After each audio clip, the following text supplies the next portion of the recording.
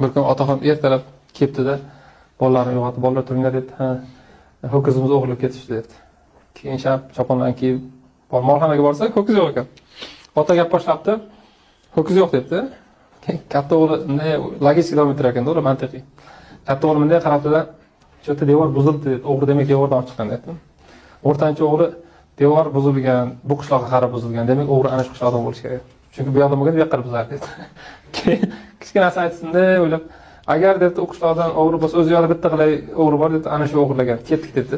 Borishdi, tars eshik tag'latishdi. Sahar payt, bomdod payt, hali shoshib chiqdi kiyinib. "Ha, akalar tinchlikmi" desa, "Ho'kizni qaytarg'alay" dedi.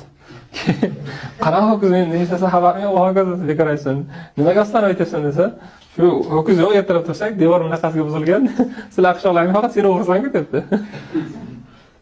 Dedi, logistika o'ta gapni davom ettirib, bitta odamni tuhmat qilmaydir unaqa. Hozir oldiga boramiz dedi. Qozining oldiga borib, qozi ham eshitib turib, "Xafa bo'lmang-ku, bova" debdi, "Bir g'alatiroq oila ekansiz" dedi. "Nimaga" desa, "Bitta gapni ikkinchisiga uloq hukm qilib bo'lmaydi-ku" debdi. "Biz biron marta adashmaganmiz" debdi otaxon. Keyin turib, "Men bitta priyom qilsam ketadi" dedi. "Bo'pti otaxon, men hozir qora qutining ichida narsani yashirib olib kiraman. Shuni topsangiz keyin bir o'ylashib ko'ramiz" dedi. O'sha zakovat olib keladi, o'sha qora quti.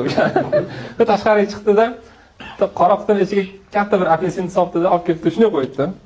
Keyin otaxonga boshlabdi. "Quti to'richa ekan" dedi. Katta o'g'il aytdi, "To'richa bo'lsa, demak ichidagi narsa yumaloq bo'ladi" dedi. O'rtanchisi aytdi, "Yumaloq bo'lsa, demak bu narsaning rangi ko'pincha sariq bo'ladi" dedi. Kichkinasi o'ylab turib, "Yumaloq sariq nima bo'lishi mumkin? Apelsin-ku" dedi. Hali qozi "Ho'kizni qaytarg'alay" deymish.